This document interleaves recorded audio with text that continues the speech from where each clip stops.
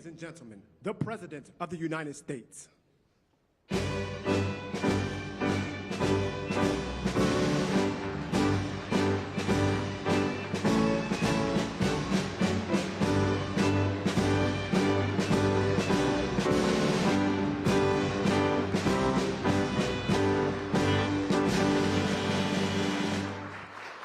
Well, thank you very much.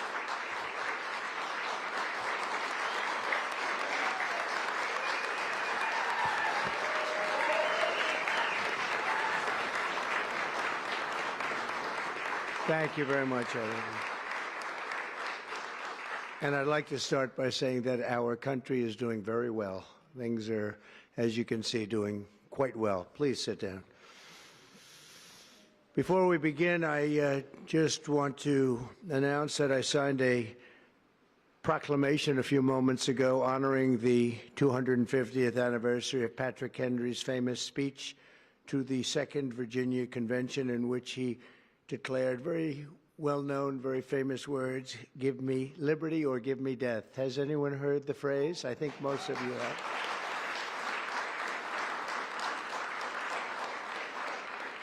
And moments ago, I also signed an executive order to dramatically increase production of critical minerals and rare earths. It's a big thing in this country, and as you know, we're also signing agreements in various locations to unlock rare earths and minerals and lots of other things all over the world, but in particular Ukraine. We're doing very well with regard to Ukraine and Russia, and one of the things we are doing is signing a deal very shortly with respect to rare earths with Ukraine, which they have tremendous value in rare earth, and we appreciate that.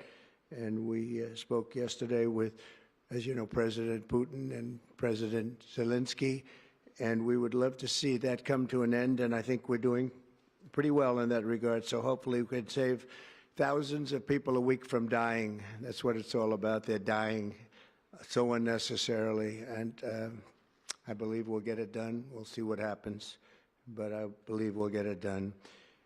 Today we take a very historic action that was 45 years in the making.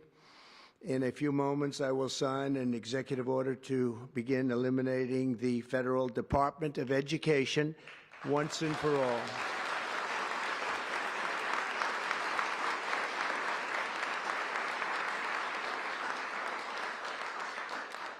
And it sounds strange, doesn't it? Department of Education, we're going to eliminate it, and everybody knows it's right.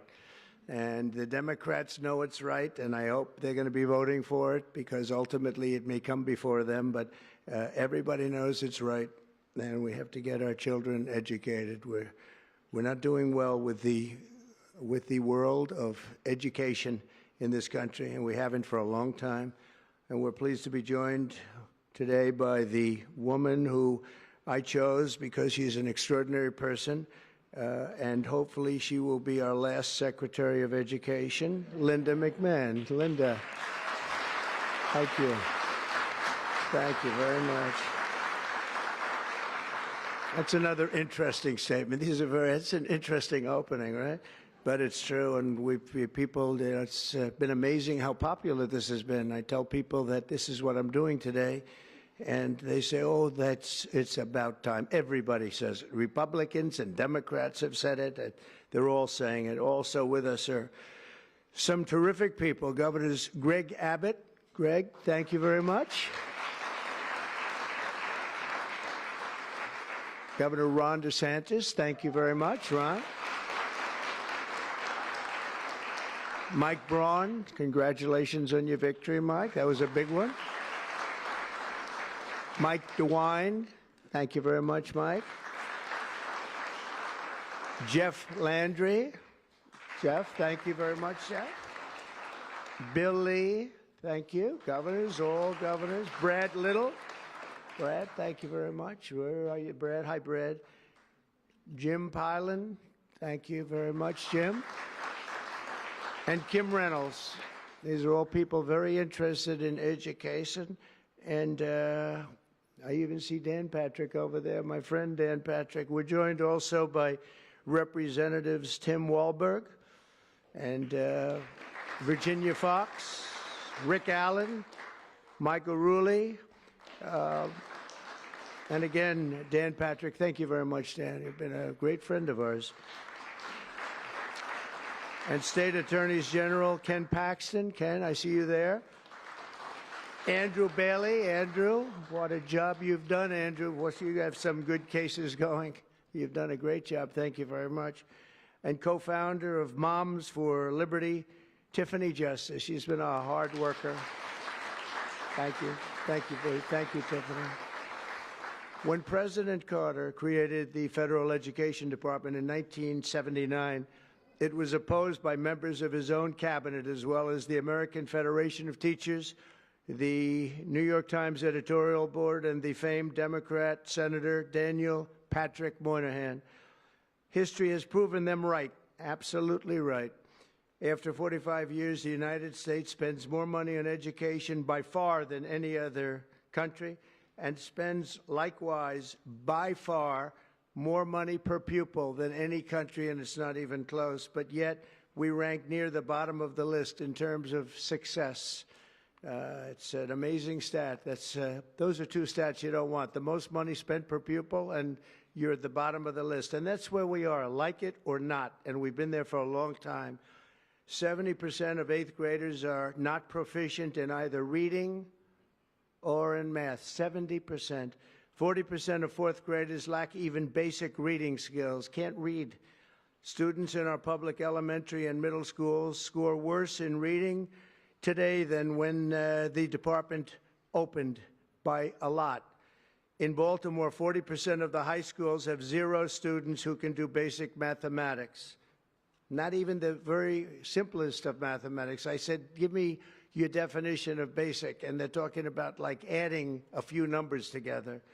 Despite these breathtaking failures, the department's discretionary budget has exploded by 600% in a very short period of time, and it employs bureaucrats in buildings all over Washington, D.C. And as a former real estate person, I will tell you, I ride through the streets of Washington, and it says Department of Education, Department of Education. I said, how do you fill those buildings? It's crazy what's happened over the years. I'm pleased to report that after offering these federal employees 2 generous buyout options, and they were very generous, and they're good people, but they were very generous. My administration has initiated a reduction in force, and we're already cutting numbers that were really surprising to a lot, that we were able to do it so successfully. And we've cut the number of bureaucrats in half. 50% have taken office, which is great. Thank you. Under the action I'm taking today, a small handful of Democrats and others that we have employed for a long time, and there are some Republicans, but not too many, I have to be honest with you. But the department's useful functions, and such as, and they're in charge of them: Pell Grants, Title I funding, resources for children with disabilities and special needs will be preserved, fully preserved. They're all going to be so. If you look at the Pell Grants, it's supposed to be a very good program. Title I funding and resources for children with special disabilities and special needs, they're going to be preserved in full and redistributed to various other agencies and departments that will take very good care of them. And that's very important to Linda, I know, and it's very important to all of us. But beyond these core necessities, my administration will take all lawful steps to shut down the department. We're going to shut it down, and shut it down as quickly as possible. It's doing us no good. We want to return our students to the states where just some of the governors here are so happy about this. They want education to come back to them, to come back to the states, and they're going to do a phenomenal job. You know, if you look, Denmark, Norway, Sweden, I have to tell you, I give them a lot of credit. China's top 10. And so we can't now say that bigness is making it impossible to educate, because China is very big. But you have countries that do a very good job in education. And I really believe, like some of the governors here today, from states that run very, very well, including a big state like Texas, but states that run very well are going to have education that will be as good as Norway, Denmark, Sweden, and those top Finland, those top countries that do so well with education. I think they'll do every bit as well. And what do you think about that, Governor? Do you agree? Huh? I think so. Ron, do you agree? I think so. Florida? Iowa? That's right. I really believe that. They'll be as good as any of them. And then you'll have some laggards, and we'll work with them. And we can all tell you who the laggards will be right now, probably, but let's not get into that. But we'll work with them, and we're going to make them, they'll do a job. I think they'll do a job, and they'll go to sections of the state. For instance, New York, you'll have a Manhattan, and you'll have a Suffolk County, and you'll have Nassau County, and you'll have Westchester County. You'll do 4 or 5 or 6 of them. You have upstate New York, and those counties, I think, are going to do very well. And I think ultimately Manhattan should do very well. But we'll break it down into sections, and I think it'll be really, really good. And they're going to be probably the tougher ones, but I think they have a chance to do really well. But we're going to be returning education very simply back to the states where it belongs, and this is a very popular thing to do, but much more importantly, it's a common sense thing to do, and it's going to work. Absolutely, it's going to work. And I can tell you from dealing with the governors and others in the state, they want it so badly. They want to take their children back and really teach their children individually. Probably the cost will be half, and the education will be maybe many, many times better. So we look forward to this. I want to just make one little personal statement. Teachers, to me, are among the most important people in this country, and we're going to take care of our teachers. And I don't care if they're in the union or not in the union. That doesn't matter. But we're going to take care of our teachers, and I believe the states will take actually better care of them than they are taken care of right now. They'll work all sorts of systems and even merit systems. Those great teachers are going to be maybe a little bit better rewarded, or maybe that's the way it should be, but the states are going to make that decision. But we're going to love and cherish our teachers along with our children, and they're going to work with the parents, and they're going to work with everybody else, and it's going to be an amazing thing to watch, and it's really going to be something special. And Linda, you're presiding over something that's so important, and you're going to do a fantastic job, just like you have your whole life. I know your whole life I've been watching you. I've been watching you for a long time. She's had nothing but success. So it's tremendous to have you, and hopefully you won't be there too long, but we're going to find something else for you, Linda, okay?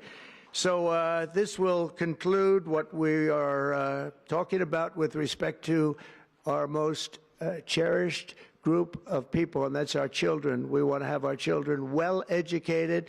We want them to love going to school. We have examples of it. Look at those beautiful, bright-eyed faces. They are so smart. They're so smart. And with that, I'm going to come down, and we're going to sign a very important document, and we're going to be on our way. People have wanted to do this for many, many years, for many, many decades. And I don't know, no president ever got around to doing it, but I'm getting around to doing it, so thank you very much.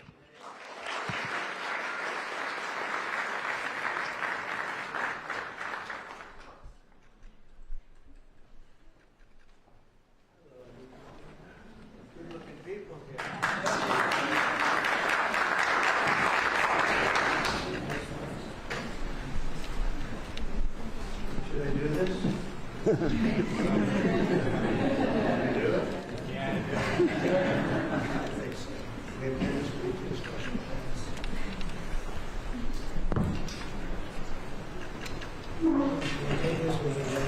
It was very lucky. I signed another document that turned out to be very good for the country, and I said, let's use that same pen. I don't know, is anybody superstitious? Ron, are you superstitious? Let's use that same pen.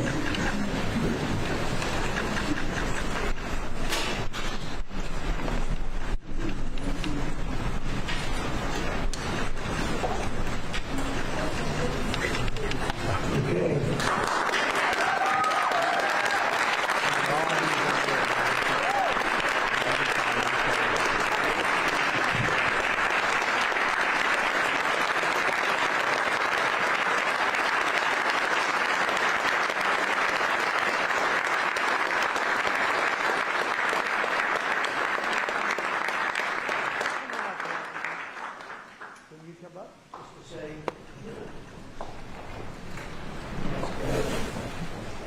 Very important, big factor here. Good luck. Good luck.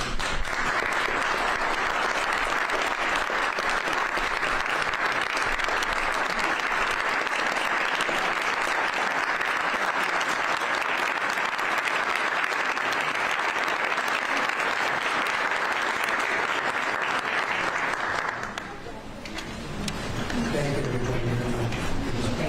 Thank you.